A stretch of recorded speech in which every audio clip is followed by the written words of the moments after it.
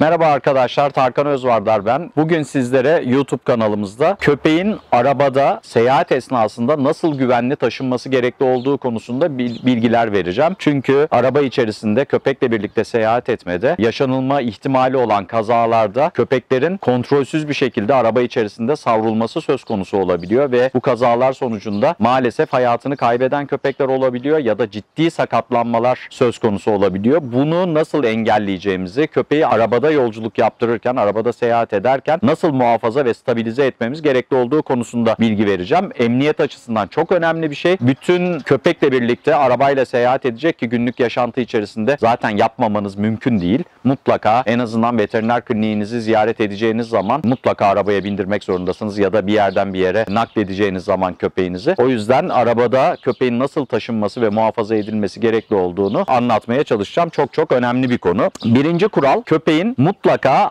arabada seyahat etmeye alıştırılması. Çocukluk döneminden itibaren bunu diğer bir videoda köpek arabaya nasıl alıştırılır ve özellikle arabada yol tutması hastalığı, köpeklerde car sickness diye bilinen hastalığın önüne nasıl geçeriz? Köpeği mental olarak arabaya nasıl alıştırırız? Nasıl rahat etmesini sağlarız? Onu da başka bir videoda anlatacağım. Şimdi arabaya alışkın, arabayla seyahate alışkın bir köpek kullanacağız ve bu köpeğin arabada nasıl güvenli yolculuk yaptıracağımızı anlatacağım. Önemli noktalardan bir tanesi, ilk önce en primitif, en ilkel olan arabada köpek taşıma olgusundan bahsedeceğim. Birçok hayvan sahibinin yaptığı, özellikle küçük ırklar konusunda yaptığı ciddi bir hata var. Köpeği arabada serbest seyahat ettirme. Yani ne gibi? Araba kullanırken kucağında oturtmak, araba kullanırken yan koltuğa koymak gibi hatalar. Bakın arkadaşlar, bu son derece tehlikeli. Hem sizin için hem köpek için son derece tehlikeli. Birincisi, köpekler o esnada sizin araba kullandığınızın farkında değil. Yani araba kullanmanın ciddi ve dikkat isteyen bir iş olduğunu bilmesi gereken sizsiniz, köpek değil. Kucağınızda taşıdığınız köpek bir anda heyecanlanıp yüzünüze doğru hamle yapabilir. Omuzlarınıza doğru hamle yapabilir. Görüşünüzü bir anda engelleyebilir ve ciddi bir kaza yaşanabilir. Hem kendi hayatınızı, hem köpeğinizin hayatını, hem de başka insanların trafikte hayatını tehlikeye atmış olursunuz. Dolayısıyla köpeğin arabada serbest olarak seyahat ettirilmesi kesinlikle yanlış. Mutlaka araç güvenliği konusunda videolar izlemişsinizdir. Bu videolarda hep şu önerilir: arabanın içerisinde bozuk para dahil hiçbir şeyi serbest pozisyonda bırakmamanız önerilir. Niçin? Kaza anında, bu bir fizik kuralı arkadaşlar. Kaza anında araba bir yere çarptığı zaman etki tepki mekanizmasından arabanın içerisinde serbest olarak hareket edebilen objeler veyahut da canlılar kontrolsüz hareketler, aksiyonlar şekillendirir. Bir bozuk para ciddi bir ivmeyle çarpılmış bir kazada bir mermi gibi kafanıza ya da vücudunuza saplanabildiği gibi köpek için de aynı şey geçerli. Nasıl çocuk naklederken arabada ne yapıyoruz? Arka koltuğa mutlaka ve çocuk pusetine ayrı emniyetle muhafaza ediyorsak ve stabilize ediyorsak çocuğu, köpekte de aynı mantık geçerli. Çünkü insan gibi refleksleri oluşmayabilir köpeğin, kendini koruyamayabilir ki bizim için de emniyet kemeriyle mutlaka seyahat etmek gerekiyor. Araç güvenliğini sağlayabilmemiz için, kazalarda camlardan fırlamamamız için. O yüzden köpekleri de arabada mutlaka güvenli bir şekilde yolculuk yaptırmalıyız. Çünkü kazalar esnasında tıpkı biraz önce verdiğim bozuk para örneği gibi köpek de ön camdan fırlayabilir, yan camdan fırlayabilir ve belki de kurtulabileceği bir kaza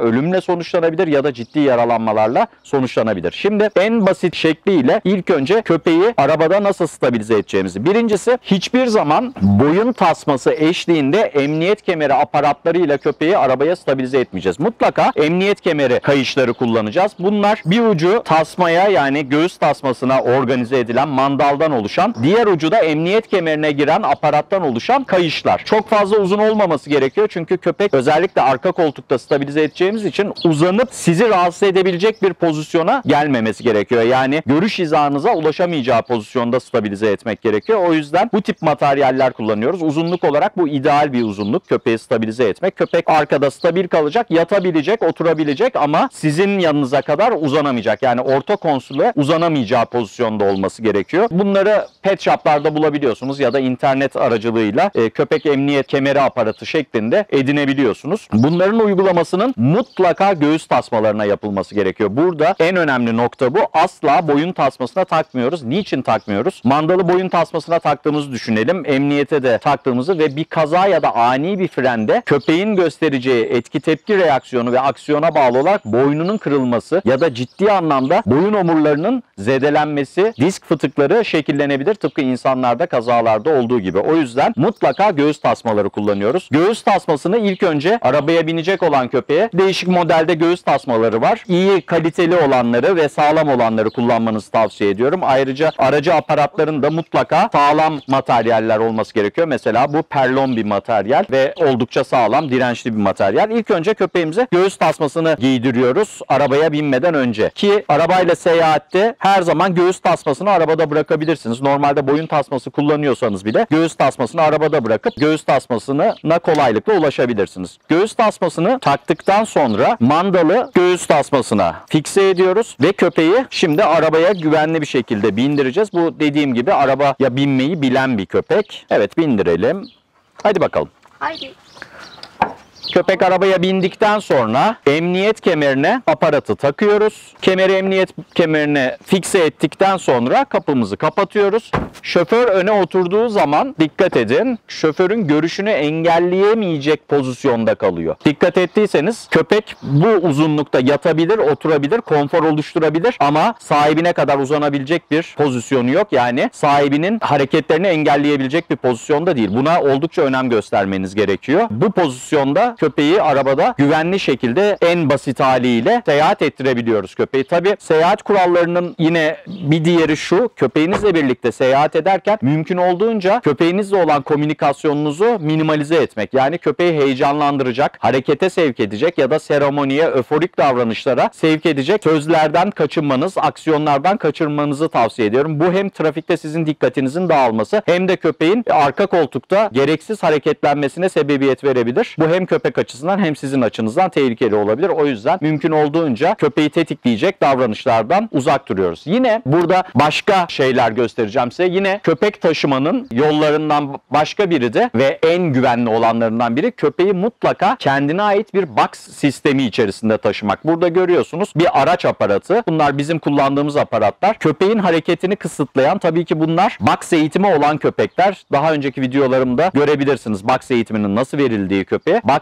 söz konusu olduğu zaman köpek daha stabil bir pozisyonda kalıyor. Çok daha güvenli bir pozisyonda kalıyor ve kendi içerisinde de savrulamıyor. Örneğin arka koltuk emniyet kemeri fiksasyonunda köpeğin virajlarda ve ani hareketlerde yine savrulma olasılığı var. Ama box sisteminde savrulma olasılığı yok köpeğin ve dikkat edin, boxlarda da mutlaka metal alaşımlar olmasına dikkat ediyoruz. Herhangi bir darbede emme ve köpeği koruması hedefli. Ve de ben yine bir öneride bulunacağım. Arabasının arkasına profesyonel box sistemi yaptıranların mutlaka çeki demiri taktırmasını tavsiye ederim. Biz bunu özellikle yapıyoruz. Arkadan biri çarptığı zaman ilk çarpmanın etkisini absorb etmesi için, emmesi için çeki demiri takıp köpeklerinizi güvenli bir pozisyonda taşımanız. Tabii ki arabada box'ta seyahat edecek veyahut da arabada seyahat edecek köpeklerde çok dikkat edilmesi gereken havalandırmaların düzgün organize edilmiş olması, köpeğin ısı çarpması, sıcak çarpmasıyla yüz yüze kalmaması. Yani arabada uzun süreli köpekleri bırakmamak çok önemli. Yine başka bir box sistemini burada size göstereyim.